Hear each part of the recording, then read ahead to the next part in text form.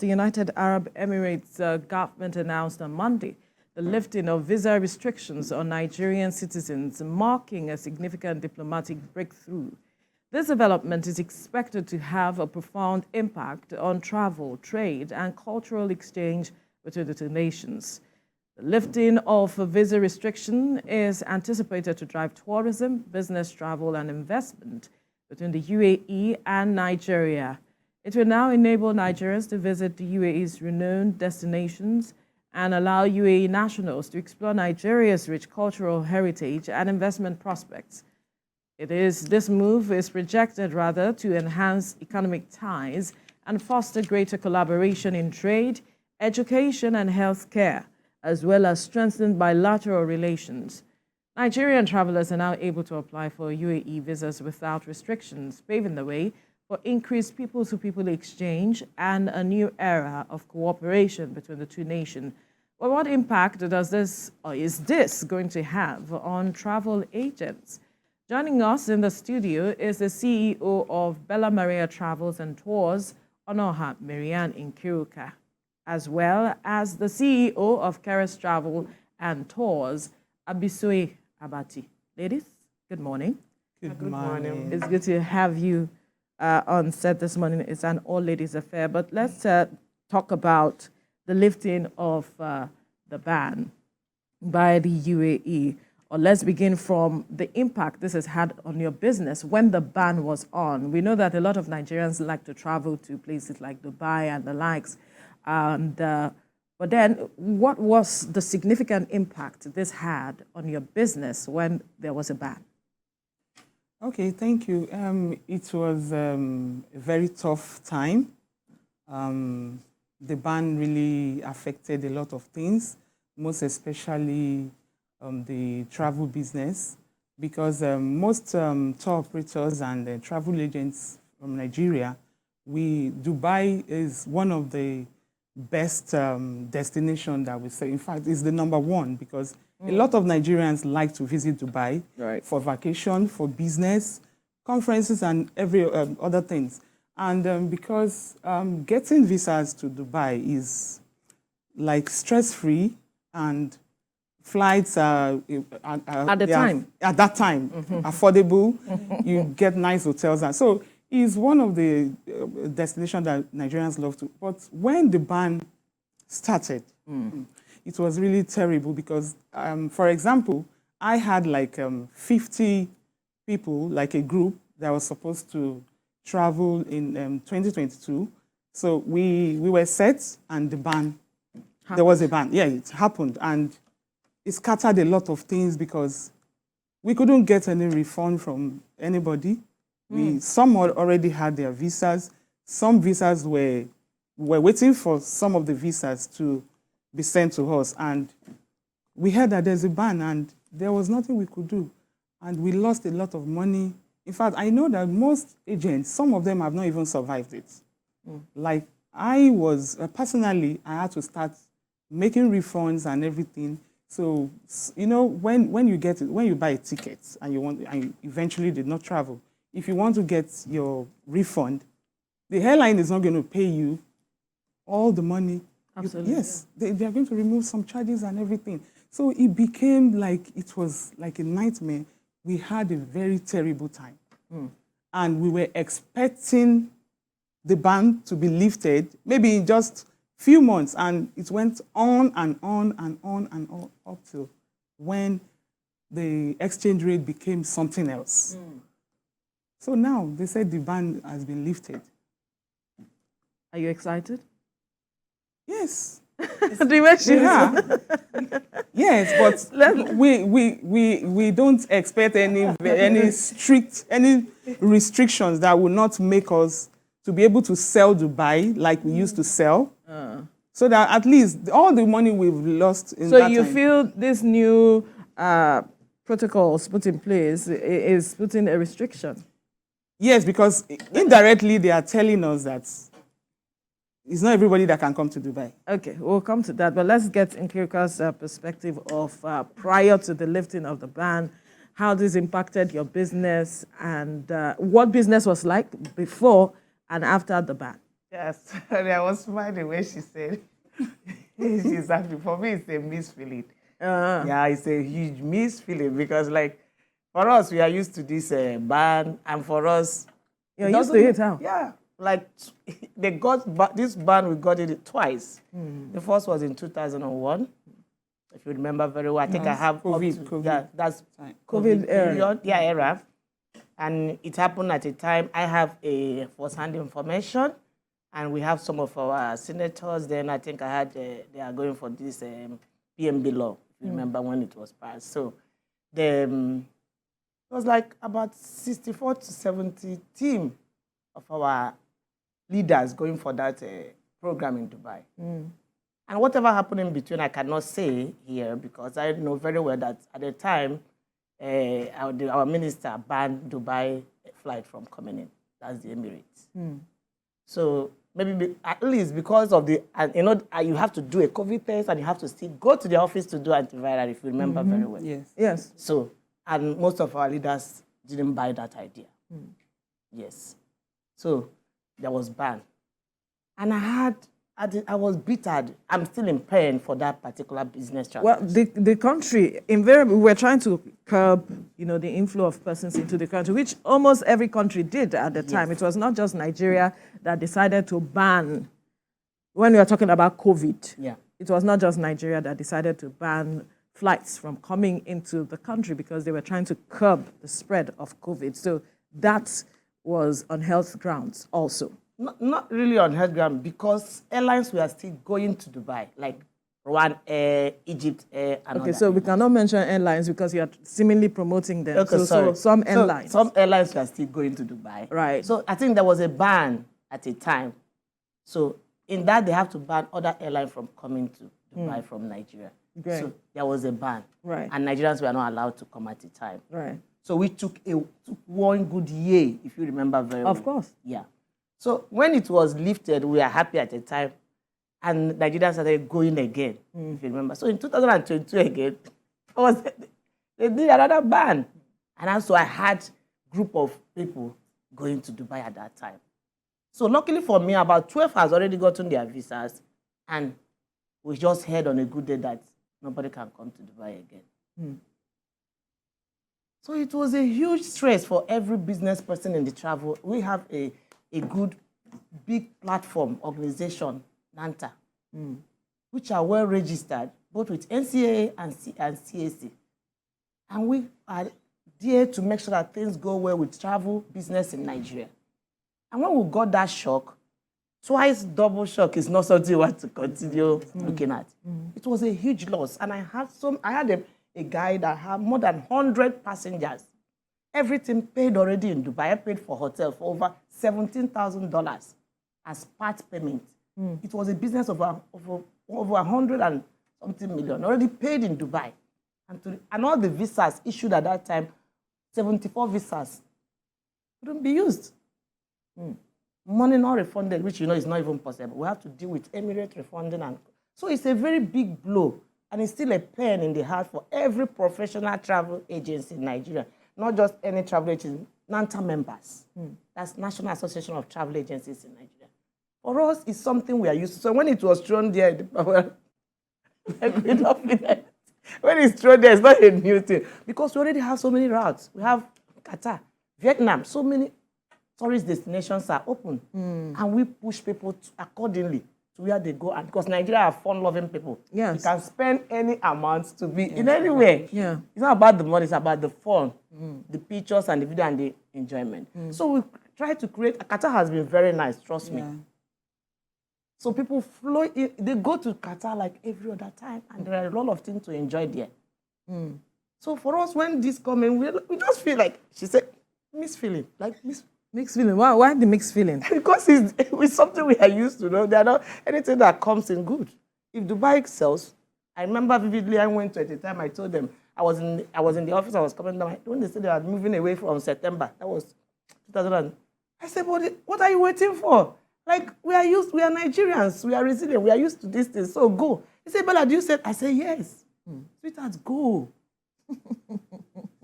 It's not like it's a do or die affair. Right. You are benefiting from Nigeria, and vice versa. You are making your good money here in Nigeria. Like, I'm not against the Dubai and Emirates, but like the way they treat us is inhuman. I'm telling you for free. It's not fair. In as much as you want to make money, not at the detriment of your dignity. It doesn't work. And I can tell you that it doesn't work. Yes, the last time they left Nigeria, they said Refund. Yeah. Yes. They are not the only ones, sweethearts. We have Qatar. The hard trap. Exactly. Qatar never, I'm praising Qatar not because of, but because they've supported Nigeria to a fault. Qatar Airways, Especially Qatar, recently. they've been with us. They are support system to this industry. Yes. So you feel that with what the UAE has put in place now as measures that you have to have, or documents you have to have, they're talking about you must have a verification number, you must have...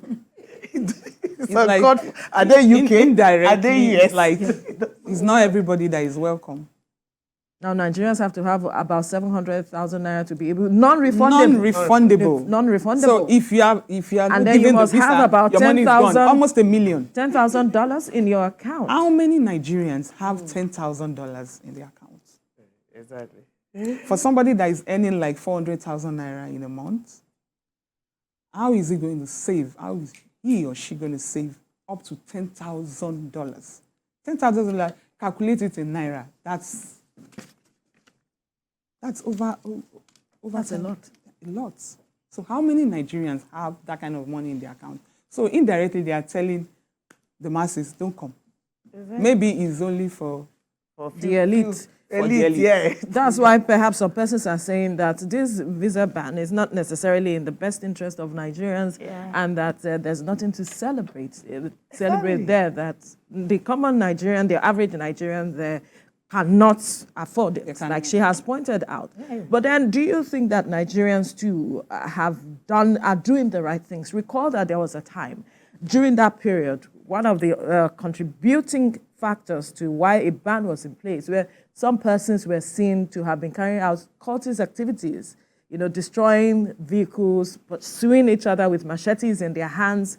And Nigerians were crying out, you can't be doing this kind of thing in countries like this. Yeah, you are right. Nigerians, you know us. We are Nigerians and we don't have that good record. Let's be sincere to ourselves. Yeah, what they did there was absolutely wrong. And no country in this world will accept such a hooliganism. I give it to them, yes, it's not the right thing to do. But at the same time, for me, Dubai and Nigeria, we are good business partners. It's a mutual benefit. And when there is a relationship and there is mutual benefit, there is always a leveling ground to settle. They have the system to fish out people who are not of good to their country. But inflicting it on all of us, for me, is a no. So you feel that perhaps the federal government should have negotiated better? Exactly. What more do you think the government should have done when you look at some of the protocols put in place? For me, the government would have found a way to help because we have everything in this country. Like, I feel pained in a way that we have everything in this country. Like, I love Nigeria with my heart. I have lived in Italy. I speak Italian. I translate Italian language officially, right? I cannot live outside Nigeria. I mean, when I mention it, it's as if I'm joking, but it's true. I've lived in Italy. I've been opportunity to travel whole wide world. But trust me, you can never get a place like this country. Never. It's a place you feel at home. It's as if your father's blood is always flowing in this country. It's a country you don't want to live by mistake, in as much as it's that you feel it's bad. So for us, our country would have been better if we have all our own aircraft. Our destinations were developed. Because ours is natural. I'm not saying Dubai is artificial. Ours is very, very radical. You can go see. If you take your time, you can be in Nigeria without knowing what we have here, trust me. Of course. Take your time and go to some destinations here in Nigeria. Oh my God. You feel like, what have I been doing? Is it Akwa Ibom, Calabar? Even Kwara now. We have a NATOP going on a very huge tourism event. You need to visit there and see one of the most beautiful attractions that are well done. So what are we looking for? Is it not the fun? Is No, Dubai... well, Nigerians believe that you can, yes, this is there, but they prefer to, that experience you get on the flights and then at another country mixing with people who are of different cultures. It's something that they want to experience. I've had so many Nigerians from Port Harcourt to Lagos to have fun. I booked apartment for them. I took them to different destinations. That's still within the confines of the country. But when you're talking about cultural exchange, there are those who will tell you that it's not just about Nigerians. Let's speak with other persons who do not even understand what I'm saying, for instance. Yeah, we have those. Nigerians go to Seychelles. They go to Maldives. They go to, like I mentioned, Vietnam, Qatar. So many destinations that have opened up. Nigeria go like every other day. And they are enjoying the same thing. You have the opportunity to be in Qatar flight. You have the opportunity to, have all your selfies, get to those places and snap those wonderful pictures. Very well and good. But you must not do that at the detriment of your mental health and dignity. The stress is too much. And okay, how would you even bring out such amount for Dubai? What are you going there to do, sweetheart? Tell me. There are those who go there for business. Yeah. No, for you as a tourist, leave business people now. They have something to benefit. I'm going to do maybe my translation, my documentation, and all of it. I'm making money. You going to Dubai to flex, snap picture, be in the hotel, do it. Like, how will you spend such amounts of money for just visa? There are those who want to do that, don't you think? But there are Nigerians who want to enjoy that place. They want to have that stamp on their passport. I went to Dubai. They don't go. Dubai comes with this. You don't get any stamp. Dubai do this. It doesn't enter your passport for anything. Yes. If you are anything to even kill yourself for, it's like UK visa, Schengen. We Schengen covered. We are talking about over 26 countries covered with Schengen. So if I have that on my bucket list and saying I want to go to Dubai, is that a crime? It's not a crime, but not at your detriment. That's what I'm saying here. Not at the detriment of your health. It doesn't work. There should be this freedom for you to apply freely. Like you want to apply. Yeah, UK is collecting a lot, but you go there, you apply. Nobody is restricting you. If you get good, if you don't get to try, you can try like 10 times with UK, you still get it one day. Absolutely. So it's something, UK is something we do at ease. Italy is something you apply at, even US, even though there's no appointment, you do it at ease. It's not something you want to start, you are doing, that they're going to, even Dubai now, we're not sure of this. They must still ban before October 1st. Why do you think so? Because we are Nigerians. We are Nigerians. You think we haven't learned our lessons? We haven't, seriously. Why do you say so? Because we are Nigerians, that's why I say so. No, I want to think we have learned our lessons. Abisoye, yes. You think so? You don't think so? Yes, I think we've learned our lessons, but I want to talk about what I feel the UAE government will have done. And the government, and our government. And our government. As well. I feel there's no need for any 688,000 naira non-refundable fee. There's no need. The visa fee should remain the same, but they can ask for more documents. Like they can ask for your bank statement. Yeah. Your bank statement will show if you are capable. That is part of it. Yes, your bank statement will show if you are capable of going on holiday or whatever is the purpose of the visit. And they can also ask for like police clearance to know if you have any criminal record in Nigeria. And they can ask for one or two other documents, just like the other embassies do, so that they will be sure of who they are giving visa, not to be But has that really changed asking anything? for 10,000. If you want to go to countries like Malaysia, for instance, the kind of the hassle you have to go through to get your visa and all of it, and then people still get there and perpetuate what they want to perpetuate. Yes, I know. So is it enough to say you ask for all of this change-in document and that all really reflects the status of who is traveling to that country? Okay, for example, if you're applying for a UK visa, they ask for a lot. Everything in the form, everything you say, you must have documents to back it up. Absolutely. If you say you're a family man, you must have pictures, maybe wedding pictures, your marriage certificate, your children's pictures, Everything and that you everything. have. Yeah. Most of these things, you can't fake it. So then, In Nigeria, you will fake. There's will an extent detect you will dictate. Even as a travel agent, when you come to my office, you say you want a UK visa, I will tell you, bring all your documents. Let me see first. Before I can even start anything with you. If I check some documents, I know this is fake. I know this is original. You understand? So there are some things you cannot really fake. Yeah. So if they do all that, they will know the bad ones from the good ones. Not, of course, they will not know all, but at least that will help. Because let's say out of 100 people that goes to Dubai, Nigerians that goes to Dubai, maybe it's only 30 that are bad. So why will you ban the whole of the 100? the rest 70. What about the remaining 70 that have genuine reason for going there? What about business people that buy their goods from Dubai? When Dubai banned Nigerians from going to their country, people started going to Turkey to buy. They started going to a lot of places. For vacation, Egypt made a lot of money because immediately the ban started, Egypt opened up. Yeah. Visa on arrival, very easy. Very easy. We enjoyed Egypt. We sold Egypt. Yeah. Morocco, Thailand, Vietnam, Singapore. A lot of Nigerians were going. You know, Nigerians, they like enjoyment, like she said. So if you say you ban us, then we'll go to another country. It's not to our own detriment. Yes. Yeah. But some people still like Dubai. That's it. Okay, this last Easter, I had a group that told me they want Dubai, I should go and get the visa anyhow. I said, I can't because there's a ban. So I had to, convince them to go to Qatar. So I took them to Qatar and they really enjoyed it. They were happy. But they were still saying something like, something is missing. Dubai is just...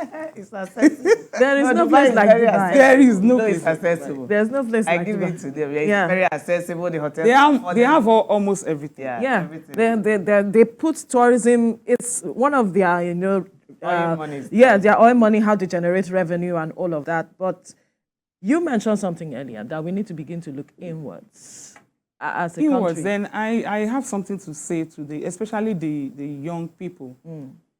When you are going to a country, know the reason Why you are going there. If you want to go and work, don't come and lie to an agent that you want to go for a 2 weeks vacation. Then when you get there, you disappear.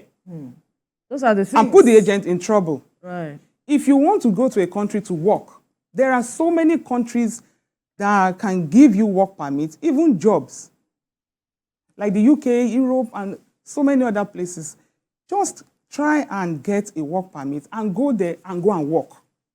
Not that you will lie that you are going for vacation. The process for most of these persons is what they look at. They feel it is too cumbersome, and so they'd rather cut corners with regards to that. Even the matter of proof of funds, we also see what people do with that. Yes, they do. They do a lot of fake bank statements and all that.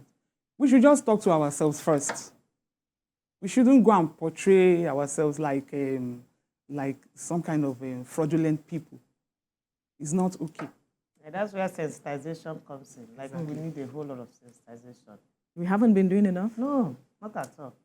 Because most people don't even know that the money you have, because most of them that come to you for visa package, when you look at their statement, they have good money. I have a woman that have even 200 million, and she was rejected.